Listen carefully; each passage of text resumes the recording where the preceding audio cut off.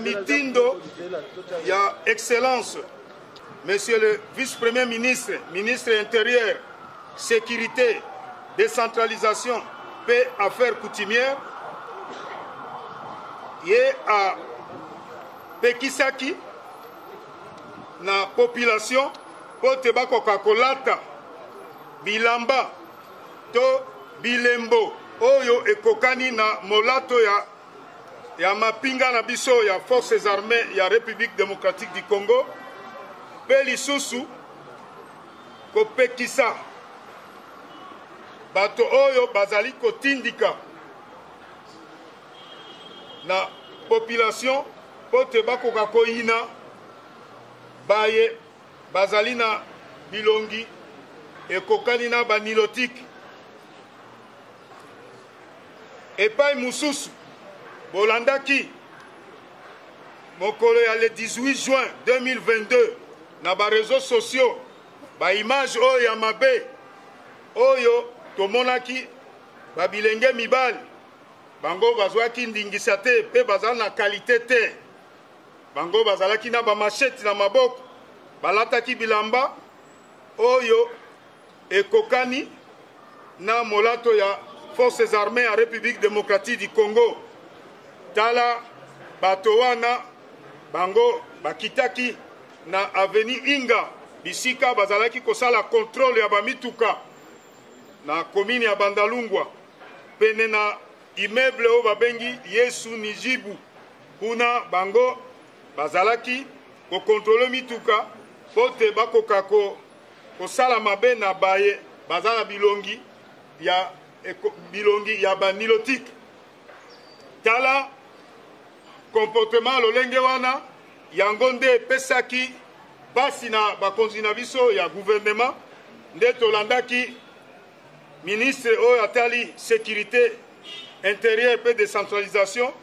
na gouvernement na biso ayebaki kopesa mitindu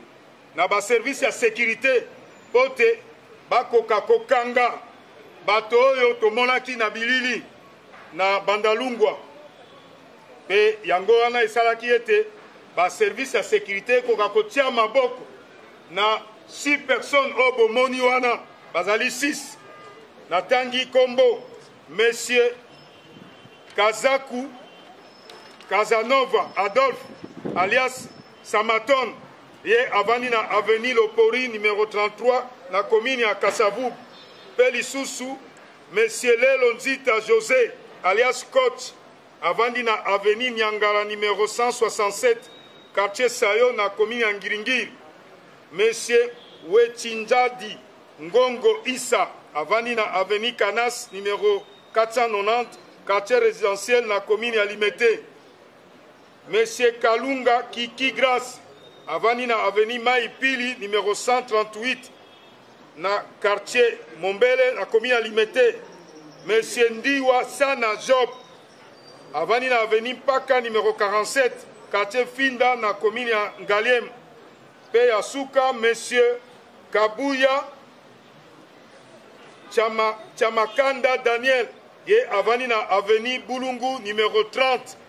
na commune ya Makala bato oyo 6 bomoni bango nde basalaki mobulu oyo bomonaki na bilili na ba réseaux sociaux na Bandalungwa na avenue Inga nde bango wana service ya sécurité ya mboka na biso batie bango maboko po te bango esengeli bazwa etumbu epai mususu monsieur Kalubi Mbuyamba Gilles ye avandi na avenue Lukala numéro 12 quartier Lubudi na commune ya Bandalungu tato bomoni ye nde ayebaki na kopublier na réseaux sociaux ba audio ezokoleka bipai na bipai pona kofunda ya lobi ba tangi kombo ya bakonzi bato ya ndenge na ndenge na ba adresse na bango pe alobi na mapango na bango nde babombi banguna to ba mercenaire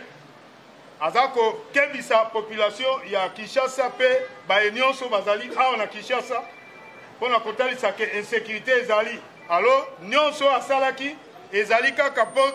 batu baye mais en réalité nyonso wana vérification esalemi eza kaka pamba tala tina ye akangami po comportement wana ezali malamu te oyo ye asalaki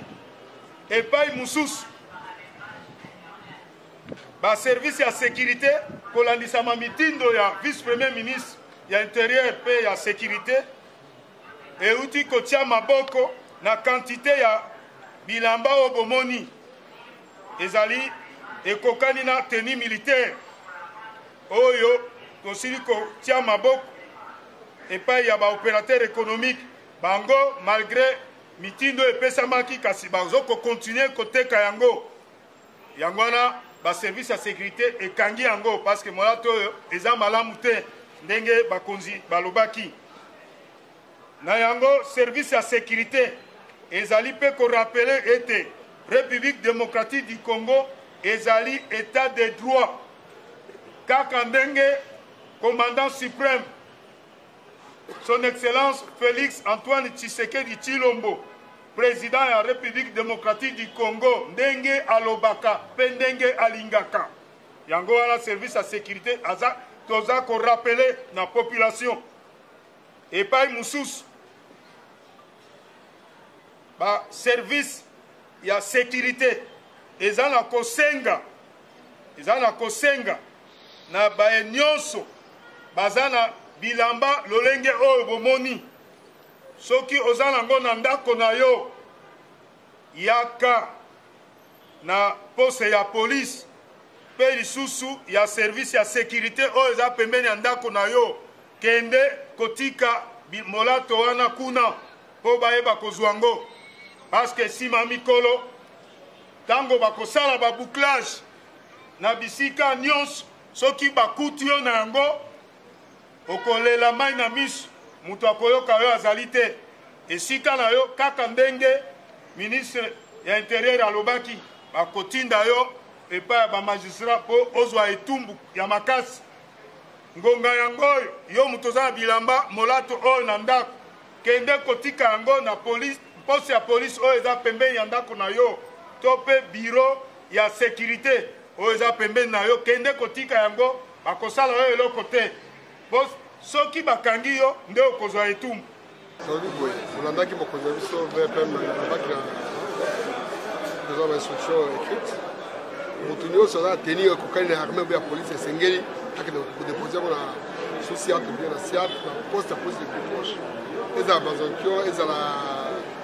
pentagone ezala teni nyonso ekokani na oyo armée mais oyo bapolo confusion eza te bapolo bakomi soutien au fort de se wana eza problème wana eza confusion mposa confusion te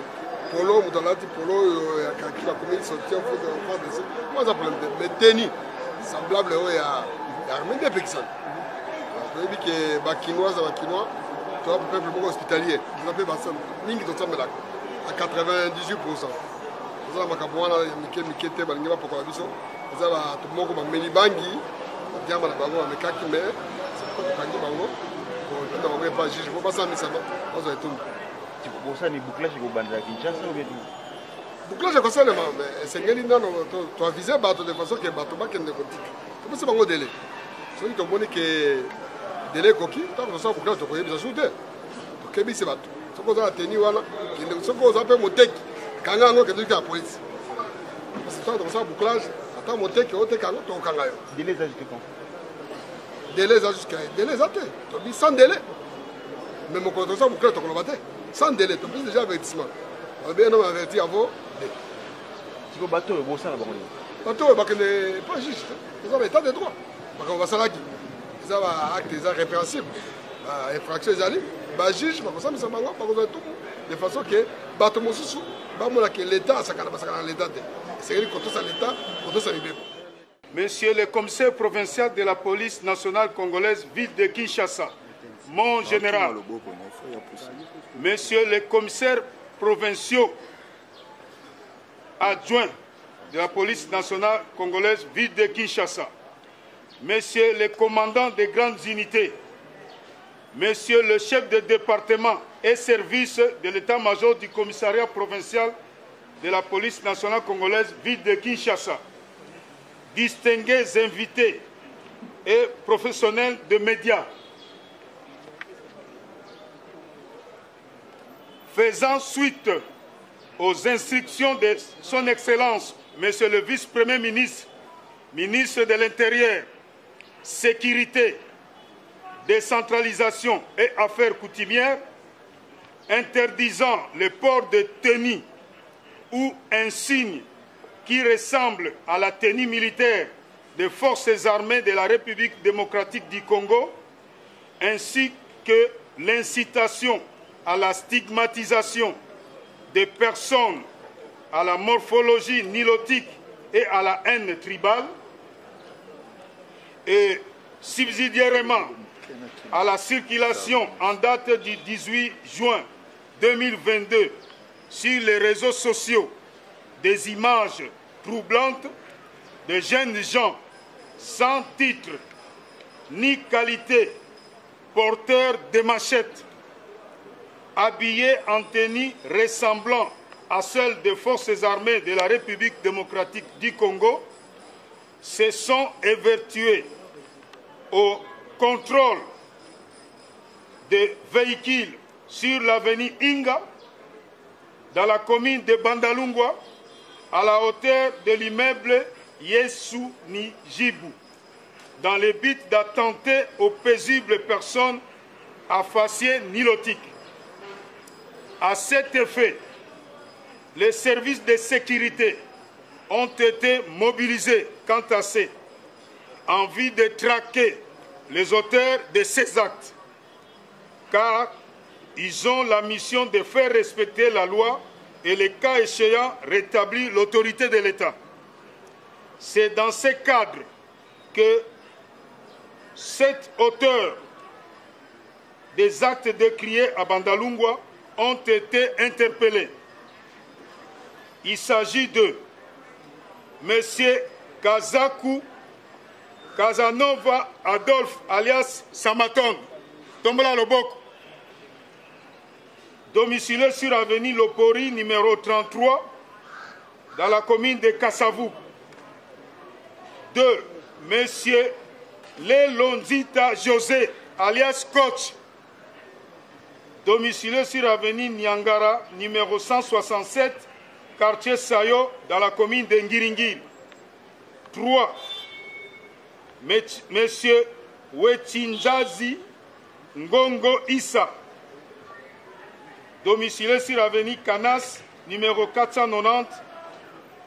quartier résidentiel dans la commune de Limete. 4. M. Kalunga Kiki Grasse, domicilié sur avenue Maïpil, numéro 138, quartier Mombele dans la commune de Limete. 5. Ndiwa Sana Job, domicilié sur avenue Mpaka, numéro 47, quartier Mfinda dans la commune d'Engaliem. 6. M. Kabuya Chamakanda Daniel, domicilié sur avenue Bulungu, numéro 30, dans la commune de Makala. Et enfin, M. Kaloubi Mbouyamba Gilles. S'agissant de M. Kaloubi Mbouyamba Gilles, alias Mouniere, il a été interpellé pour incitation à la haine tribale à travers les réseaux sociaux en citant les noms et adresses de personnes ciblées, voire ceux de certaines autorités du pays. Ici est de signaler également la saisie d'une bonne quantité que voici de tenues semblables aux tenues militaires entre les mains des opérateurs économiques en train de les vendre principalement au marché central. Le service de sécurité rappelle que la République démocratique du Congo est un état de droit, comme le veut le commandant suprême, son Excellence Félix Antoine Tshisekedi Tshilombo, président de la République démocratique du Congo. Cependant, la police a le devoir de faire respecter les droits des uns et des autres et d'empêcher que ces droits soient violés. À cet effet, les services de sécurité demandent à tout celui qui détiendrait pareille tenue chez soi de les déposer au poste de la police et ou de sécurité les plus proches. Tout contrevenant subira la rigueur de la loi.